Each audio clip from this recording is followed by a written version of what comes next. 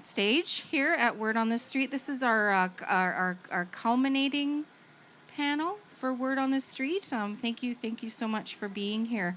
My name's Nancy Cooper, and I'll be hiding out behind these poles for most of the session.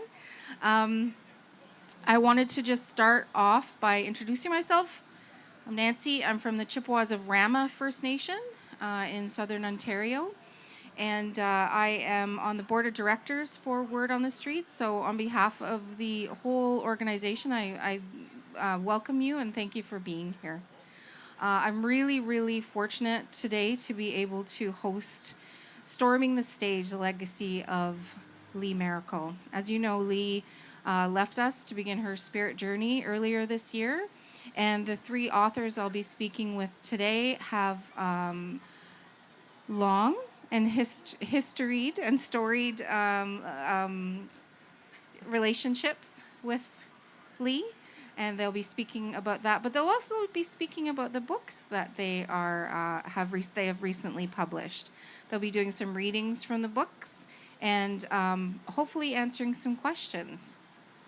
I'm just going to start off by acknowledging that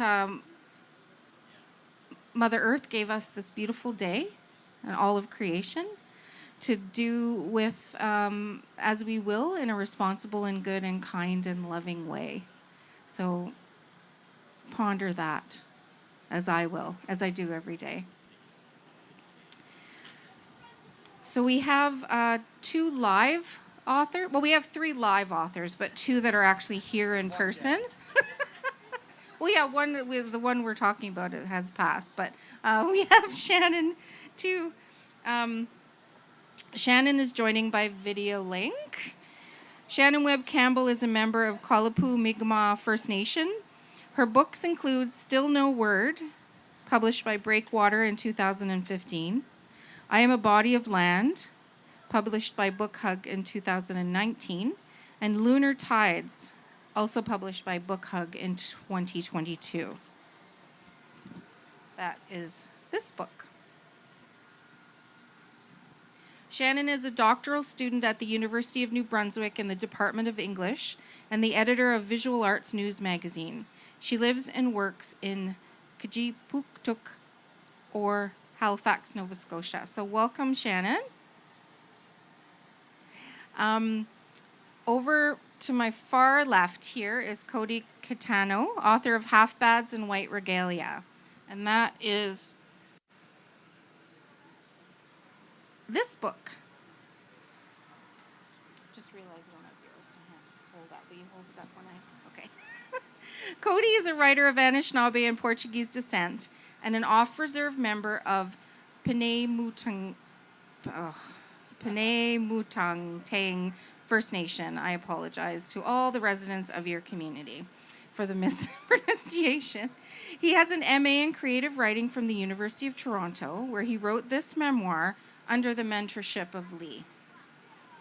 And of course, he who needs no introduction from me, but I'll give it to you anyway, is Drew Hayden Taylor, author of Me Tomorrow. This is the latest book that Drew has written. Originally from the Curve Lake First Nation in central Ontario, Drew Hayden Taylor has spent the last 2 decades traveling the world and writing about it from the Aboriginal perspective. An award-winning playwright, author, columnist, filmmaker, and lecturer, he's managed to bridge the gap between cultures by tickling the funny bone. And you do that. I attempt that. So please join me in welcoming the authors here today.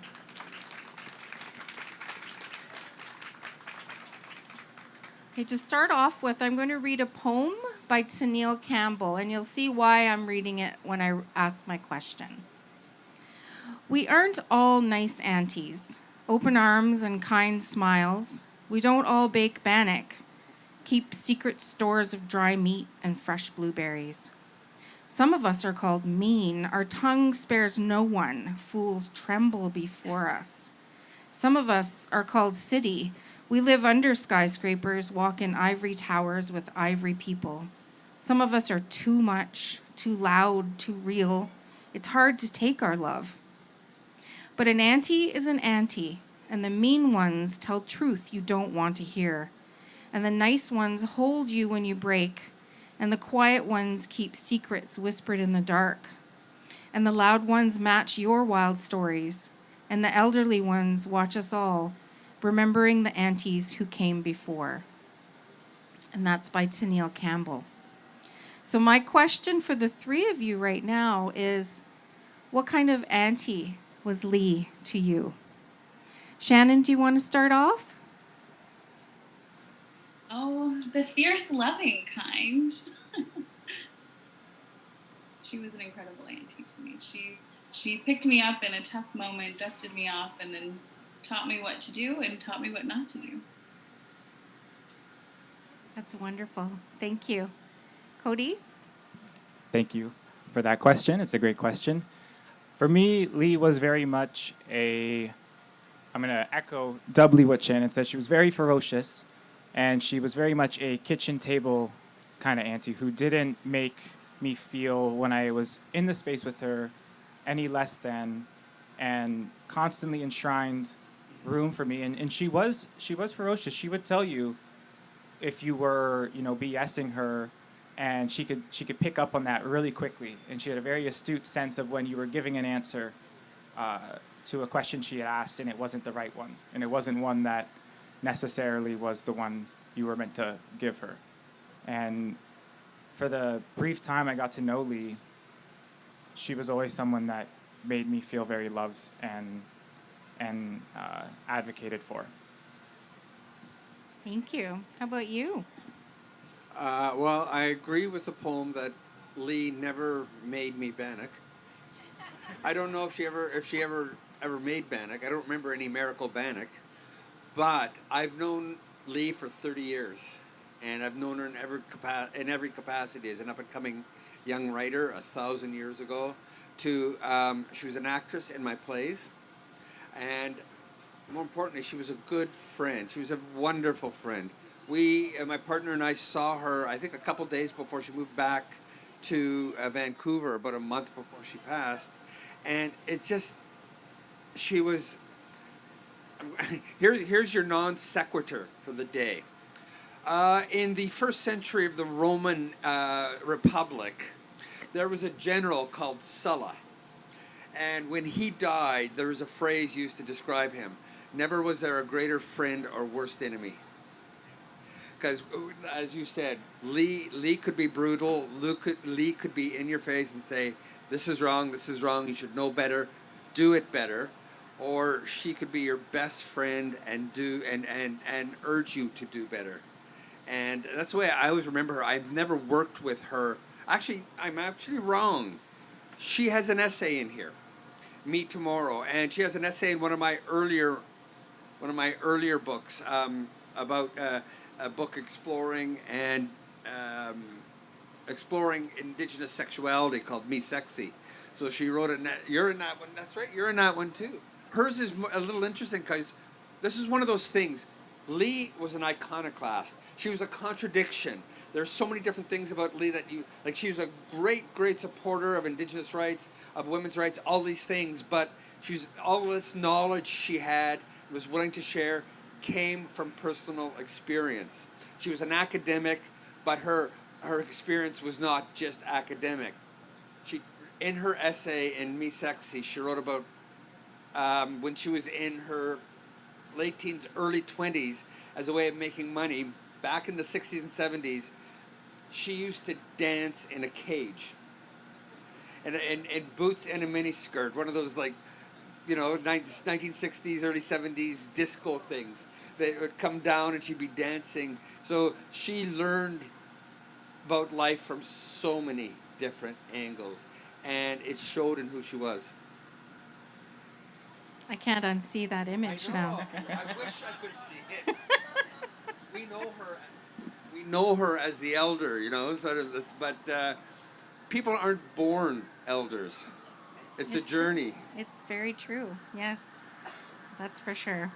I'm going to ask Shannon, who's joining us from far, far away, if you'd be willing to read a piece of your new work for us? Oh, sure.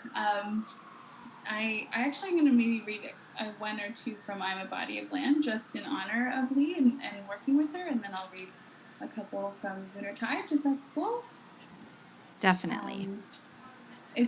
Yeah, Drew, it's great to hear you say that idea that somebody doesn't become, you become an elder, right?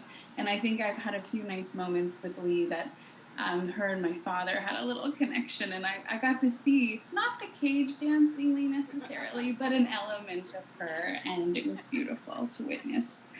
I'm going to read See How Low the Moon Hangs from I Am a Body of Land, which I worked with directly with Lee, and can still hear her voice coaching me through what line is good and what line is bad. See how low the moon hangs. When stars touch cliffs, land moves closer to sky, to meet Earth's breath. Return to where water outweighs land. Between feral bog and the ocean's expanse, find remedy to temper your heart's fury. Big skies heave shades of gray, winds howl their own voice. Love needs truth and witness, no hesitations, always a spare room to gather lifetimes and generations. Their worldview is a new home in an ancient land. So when I worked with Lee, we were on the back porch in our Toronto house, and it was a beautiful morning, and I feel like spending time with Lee, I'll never forget everything she taught me, and I still think I'm unpacking the lessons as I go. If you think you can hold dominion over flora and fauna, that a body and life can be property, you'd better try buying a constellation. I'm not landless nor law. In sorrow's aftermath, remind me, I am a body of land unlearning what cannot be expressed. Dig to find a physical knowing, ceremony. Our cells remind us we are living in the intersection of trauma and desire, a disordered state. How can we imagine ourselves not broken? Set vowels and variables, open to 7 generations before and after. And now from my new work, Lunar Tides, I will read a couple of new poems.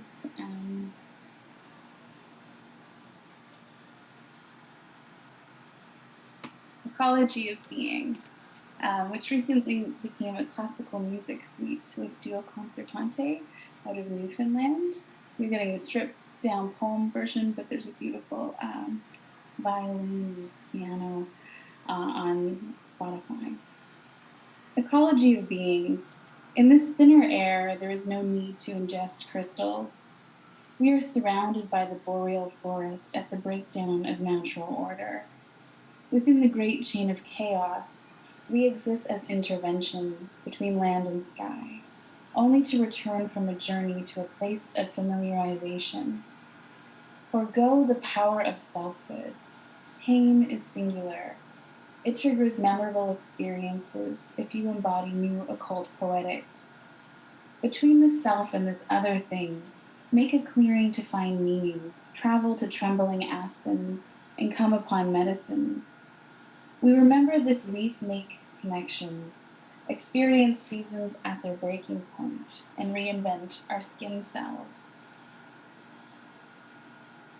Most of my poems are really sad, but this is the only one with a little bit of humor.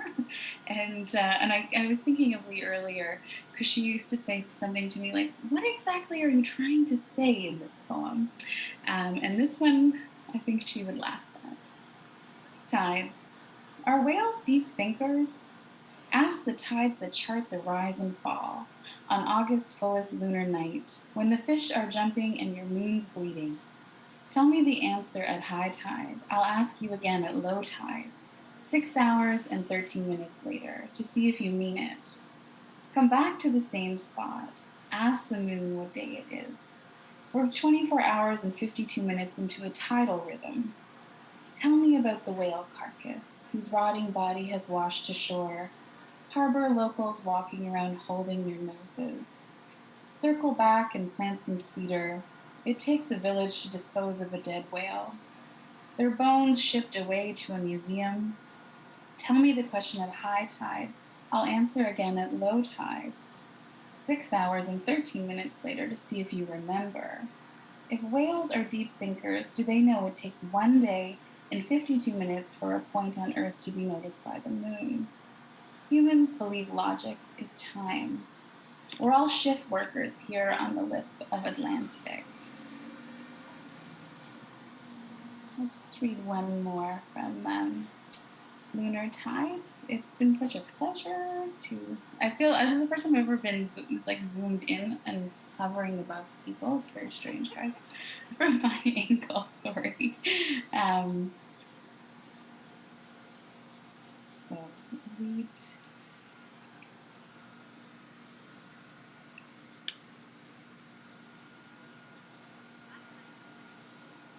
I am Pulsar. I am burning, a white dwarf developing, a star coming into being. I was born billions of years ago, came through the grandmothers. I'm a lonely heavenly body on a light path unknown to itself. Before I was star, I was dust, always in flux. I spin and spin and spin, then I disappear. Sometimes I go dark. Even though I'm light years away, I still exist in gravitational waves. It took me billions of years to become this star. I used to think I was a star from the suburbs. Turns out I'm older than time. A star born through giant red, a mother's light. I thought I was an average star. Turns out I'm at the end. Light expelling its outer material, creating planetary nebula, becoming hot core remains. I'm a disappearing star, only visible to those who can see light dim. I'm becoming the dust of stars, once a star of the land named after Quasar, one of the many lights who don't belong in a black hole. I'm a dense star, a star older than time. Lauren. That was very beautiful. Thank you so much, Shannon.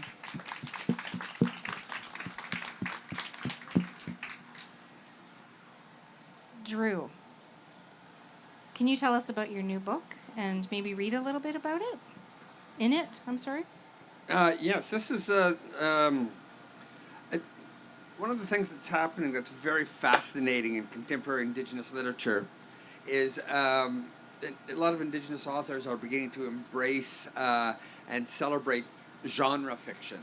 There's a lot of interesting Indigenous genre fiction out there. Daniel Heath Justice did his own version of Lord of the Rings, a trilogy with swords and sorcery and elves and dwarves in it. And Catariaca Dam put together a collection of international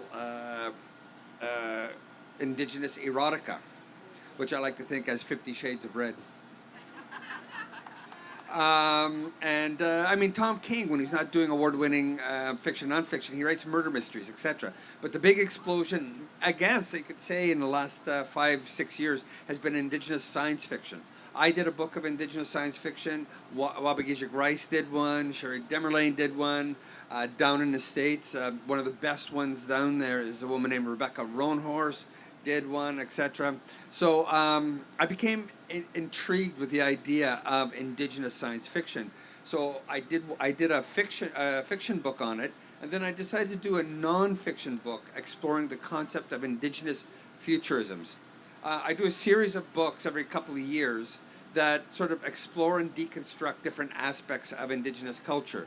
The first one was called Me Funny, which explored Indigenous humor. The next one was called Me Sexy, which explored Indigenous sexuality. The third one was called Me Artsy, which sort of shows how our culture and our heritage inspires, encourages, and influences our artistic choices.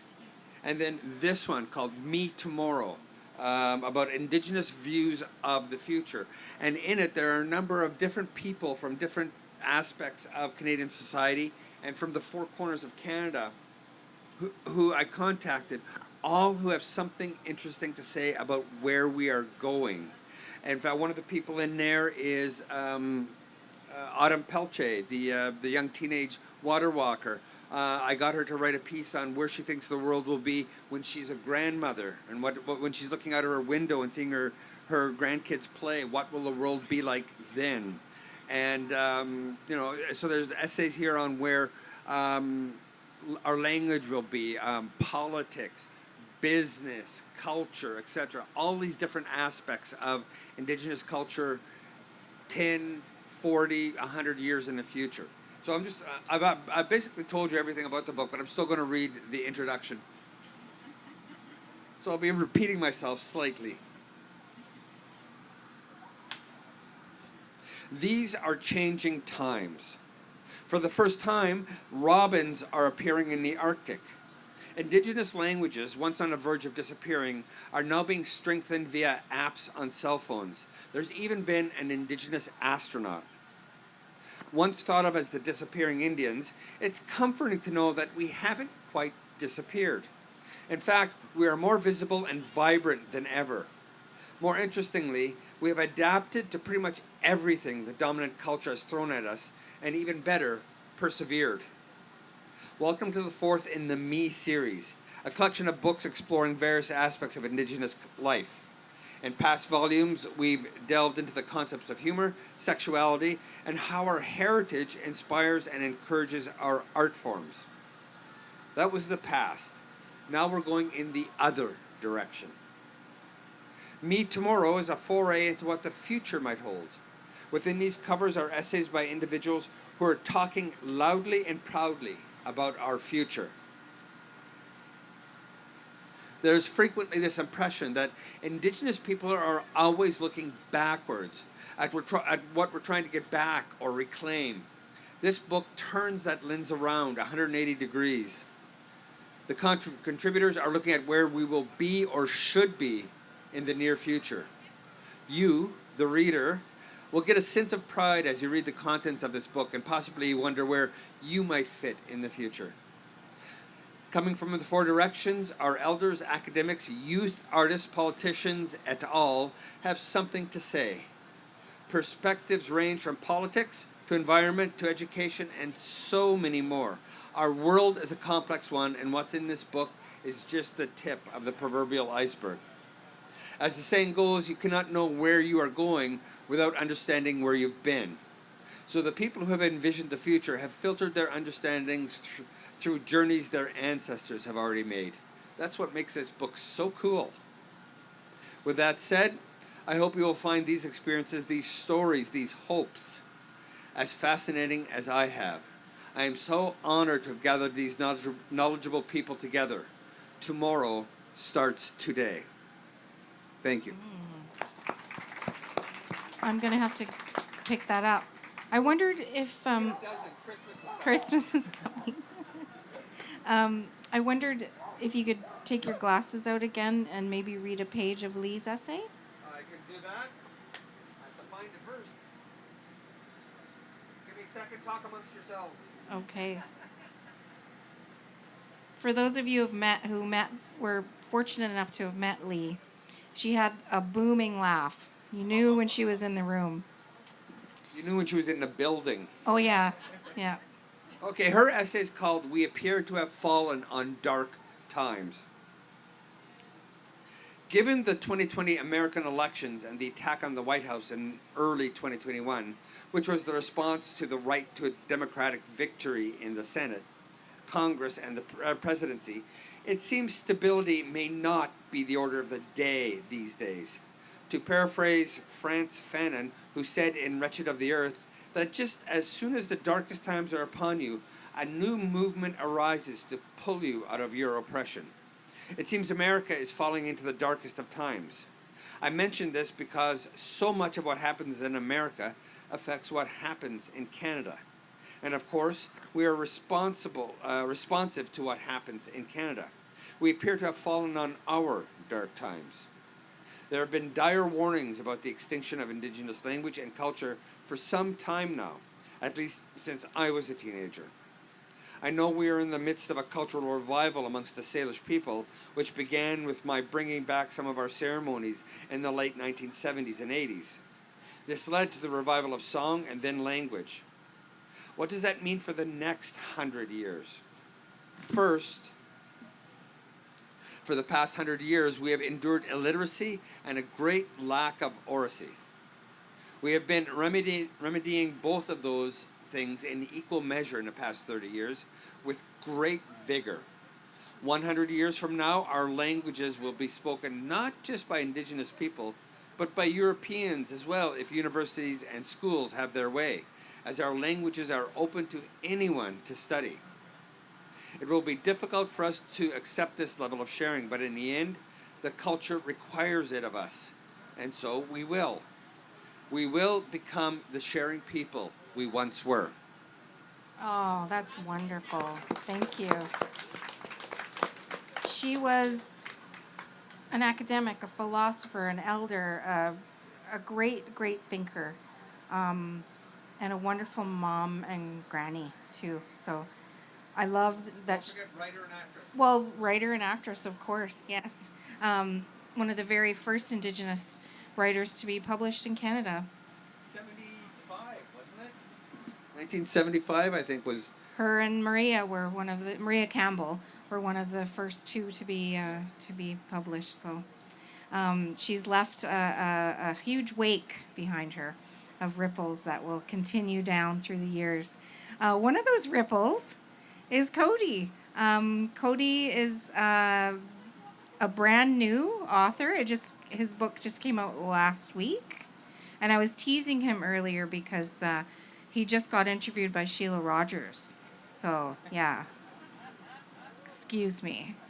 So cool. One time, my wife and I were sitting on the ground, and we were at I think it was TIFF or Imaginative or something. We were sitting on the ground waiting for the box office to open or something, and she came by and we waved at her. I think she thought we might have been homeless or something. Because she kind of goes, "Oh, hi," and kept walking. So that's the nearest I got to Sheila Rogers. Sometime when you have time, I have a Sheila Rogers and Richard Wagamese story for you. Okay, cool. Yes. In other words, you're saying that's available on the next chapter or the CBC Listen app. Yes, exactly. Thank you. You're right. So I was listening to it as we were driving, and I was thinking, holy smokes, this young person is absolutely brilliant and so well spoken. So I want you all to experience what I did when I was listening to the radio last week. Cody, can you maybe give yourself a little introduction on how you decided at such a young age to write your memoir? Miigwech Niji, that's a very nice introduction. And yeah, this is my book. It just came out. It's called Half Bads and White Regalia. It's a memoir about what happened to my family after we moved into the Severn Township, which is a connection of loose villages that sort of extend along and beyond Lake Couchiching. And particularly what happens amongst the narrator's parents. My mom was she's an Anishinaabe from B'nai Mudang, and her mom came to Toronto as part of the, trying to find a solution because a lot of women, they didn't have the resources necessarily on the reserve and had their own reasons for going. And my mom was adopted out, and she spent 12 years searching for answers through Toronto's, the horribly bureaucratic federal adoption agency, which was incredibly discouraging, and it was very fraught. And I'm gonna read from the opening, the prologue. Just that might give you a good idea of what this story's about. And yeah, just thinking of Lee, who helped me with this, and you'll see where. So it's called The Buckle. Ask any half-bad to tell you the story about how their bad half came to be, and they'll probably begin with the buckle. The buckle is a rumble that hijacks the interior faculties to make one think and act without compunction. The buckle attacks the locus of focus and apes the half-bad's best intentions, only to play them like a chump chimp. And if left unchecked, the buckle will keep going until the frequencies connecting them to community fizzle out into the ether of rumor and myth. The buckle's kink is myopic stimulus, pitching it toward what one elder warned me against, that big do, little think business. And what little I've learned in my meager years of living is that a half-bad story is always concerned with a big do and the amount of blue the half-bad feels for doing it. Baddies are different. Infamous pros who go the distance. Baddies work in tandem with the buckle will just mutter fuck it to themselves real quick and not lose any hairs over it. Baddies relish in the wanton swelling of the genitals, nervous systems, fists, and lips, no matter if it costs them a best friend or credit score, or if it breaches what sleeps between armpits and sternum. In the stories baddies tell, the buckle is instinct, and they can't help it. It's the buckle, and that was yesterday. Just get over it already. There are many stories about the buckle royally messing something up, a good chunk of which are so gnarly that most people just send the baddie on their way. Toss the bastards on Baddie Island. Free ticket on the one-way. As they should. Because those stories leave many feeling there is no way but the one way, no getting over it, and we come to them hoping they'll teach us the differences between baddies and the rest of us. But they also leave some half-bads curious and terrified about the rapid onset of their own buckling, wondering if there's something to be done before the big do comes to usher them from half-bad to baddie. Or maybe it's better to just think of the buckle as a warning attached to every half-bad story, even if the half-bad never warns as such. Miigwech, thanks. Thank you. So I'm about 3/4 of the way through your book, and I have so many questions.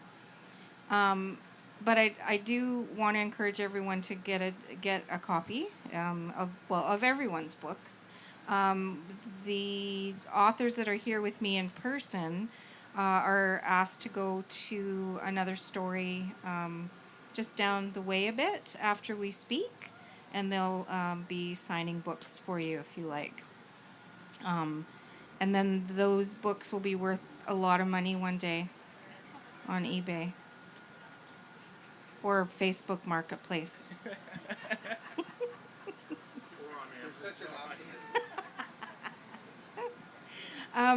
Cody, I just your book is so raw. It really does provide such an intimate glimpse into a poverty-stricken, traumatized family. I bet it was hard to write. I bet it was hard to get people to okay what you wrote. It was hard to write due to the sort of complex unraveling of a family history, especially one of the most important things Lee taught me was this idea of spiritual cactation, which is the idea kind of echoed a lot in Me Tomorrow, that you not only focus on the past, but you focus on the future so that your progeny, as Lee would say, you know, our goal on this earth is that our progeny have more choices than we have, and that our progeny are more capable than what we were offered when we came down onto Aki. And for me, it was challenging, but I had a lot of fun writing it, and my family was quite supportive and actually very involved in the writing process, from a research level to, I wrote this over, Lee spent 10 years writing Celia's song. And she did that because she says it was a ferociously terrible book, and that she was dealing with some heavy stuff in it, residential schools, pedophilia, all kinds of really intense things. And she said, in order to reckon with that, you really got to be patient. You got to nurture it. You got to hold that story with the most care you had. And that was something that when I was at the stage of writing it with Lee, and I met Lee in 2018, formally as a mentor and a mentee figure relationship, it was really important for me to always maintain a reverence toward the story. And I think it also, too, depends on your delivery and your perspective. So I think for some readers it might be a difficult story But I think there's a lot of readers and a readership out there that doesn't necessarily always see themselves in particularly in nonfiction. And I found that memoir is such a beautiful mode, and nonfiction at large is such a beautiful mode to, as Lee knew from Bobby Lee, to convey emotional truth and truths that we don't always get to see. So yes, it was hard, but I had a lot of love and support along the way, and still do, even after it's come out. That's really great, and you're right. A lot of people don't see themselves reflected in the pages of books, and your book, Half Bads and White Regalia, really spoke to that. You know, I grew up in a trailer park in Northern Ontario, and I knew I could see myself in that book somehow, even running around the back roads of Severn because of being from Rama. You know, we would go and visit my granny in the summers, and so the touch points were there, and it did feel wonderful to feel that reflection. So yeah, thank you. You talked about Lee encouraging you to hold stories with care. So I'm going to move on back onto Shannon. And I know that Lee took on a very special role in your life during a tough time as a mentor and an editor. Can you speak a little bit to that? Would you feel comfortable? Sure.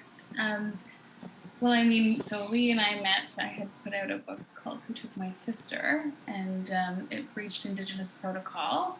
It was quickly depublished, and I was getting an email saying, Lee Maracle wants to talk to you. And so I got on the phone with Lee, and she sort of sussed out what were my intentions. And I remember she brought up Bobby Lee right away, because she said that book was something that was very difficult in her life, and it, you know, probably hurt some people.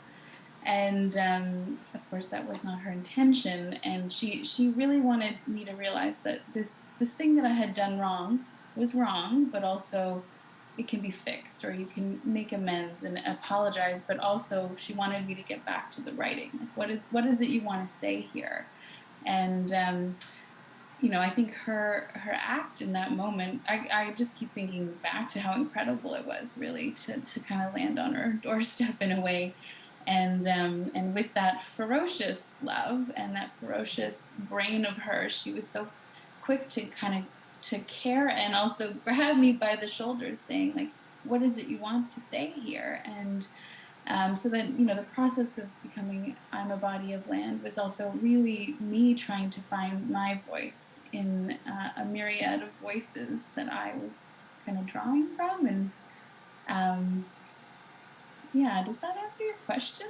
It sure does. It sure does. And then how did everything end with your book? How did everything end with the She book? went through everything with you, and yeah. you did a rewrite, and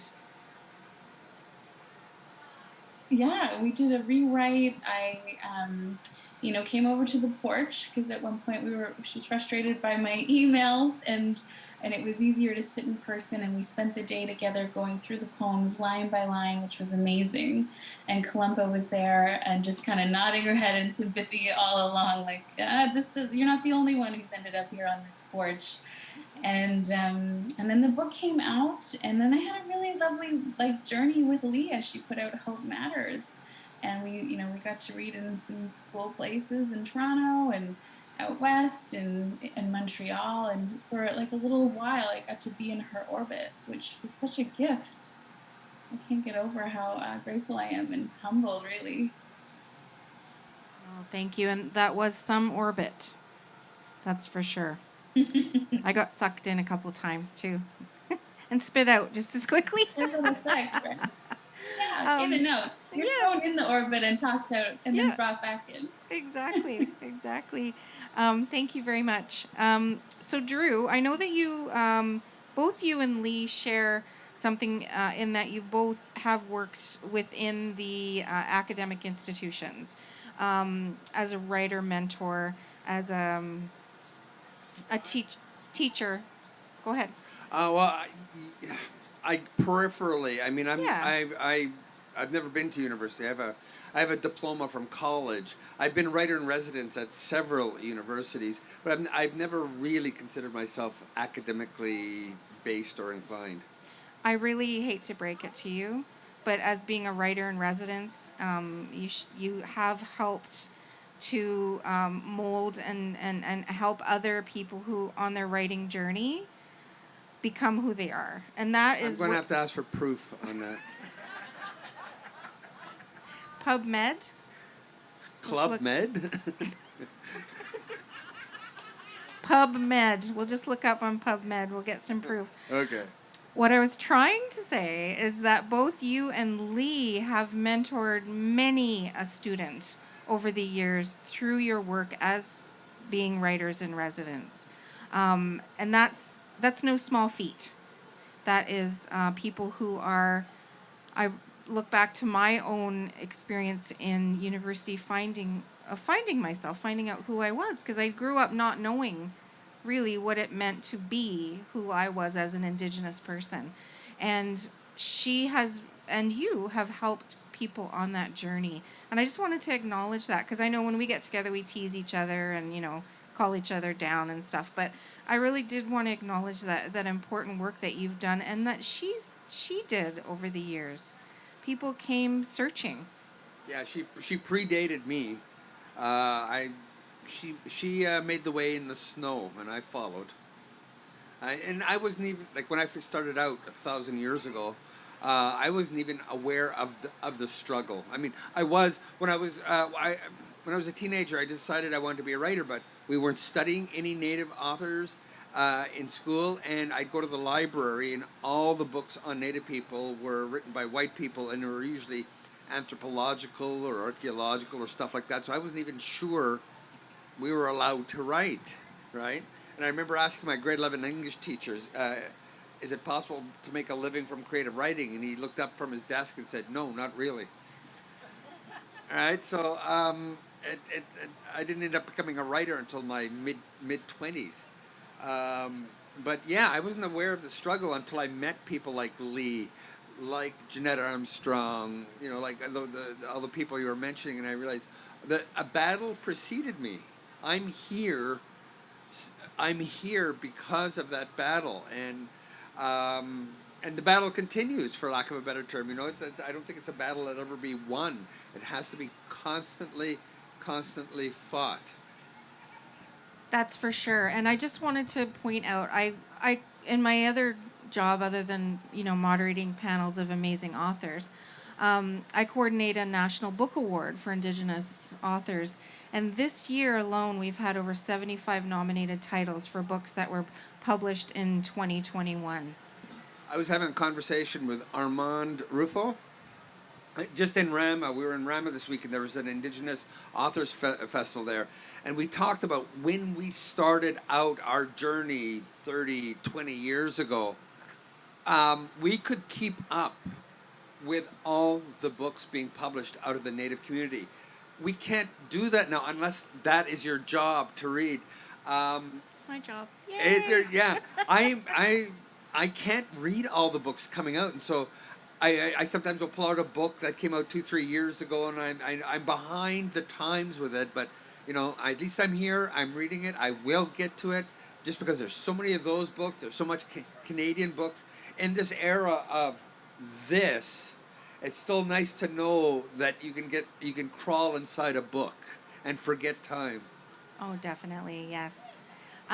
I think that we're about 15 minutes to the end of our session, and I wanted to, thank the three of you again so much for being here, and I wanted to offer a chance for anyone who may have any questions, and if not, we'll get Drew to tell the story about. You were going to say, remind me to tell you the story about. Sheila Rogers and Richard Wagamese. Yes. So, are there any questions? Oh, we covered. Oh, everybody wants to hear the story now. Okay. Not until there's 2 questions. Oh, okay. 2 questions. Oh, there we go. Why did Lee decide to move back to Vancouver? Well, I think that's where she's from. She was from, and her family was there. That's where I met her in the 70s. She was with all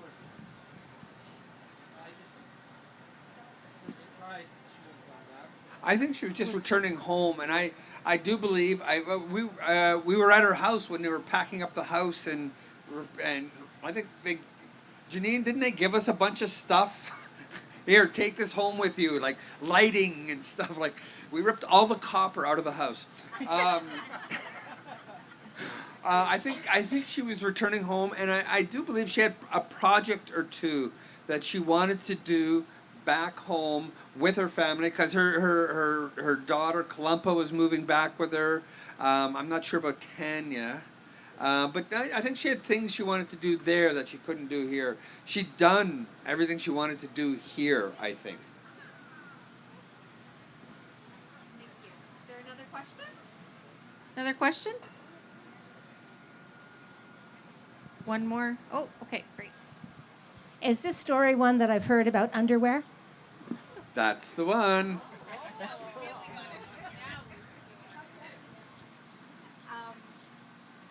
Okay, well, let's hear your story, and then we'll do some final comments and send everybody on their way.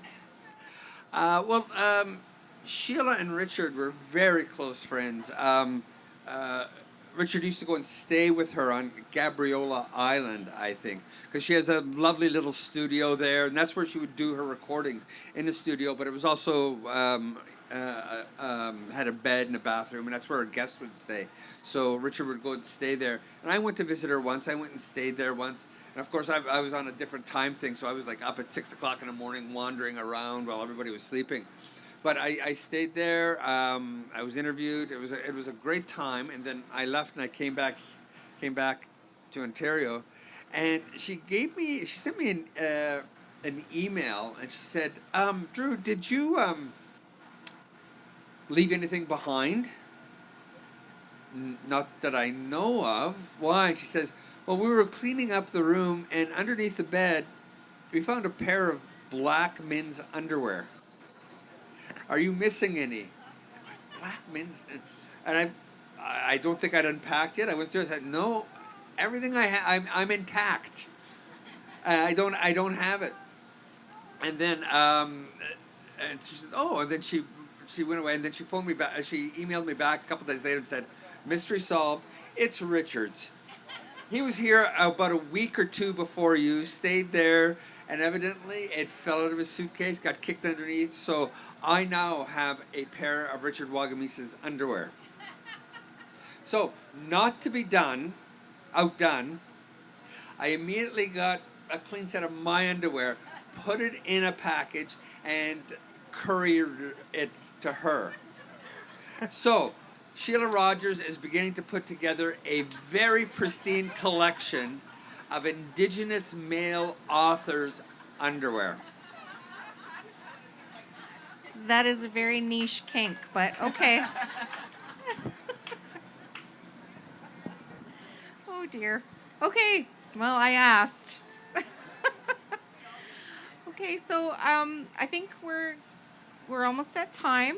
Thank you all for joining us on behalf of Word on the Street, for being here and enjoying Cody, Drew, and Shannon's beautiful words, beautiful memories, beautiful recollections, and visions toward the future, because I think that that's what one of the main things she wanted all of us to remember, is to always think about those that are coming behind. Those are the most important ones. So Chi-miigwech to all of you for being here today. Thank you. Chi-miigwech.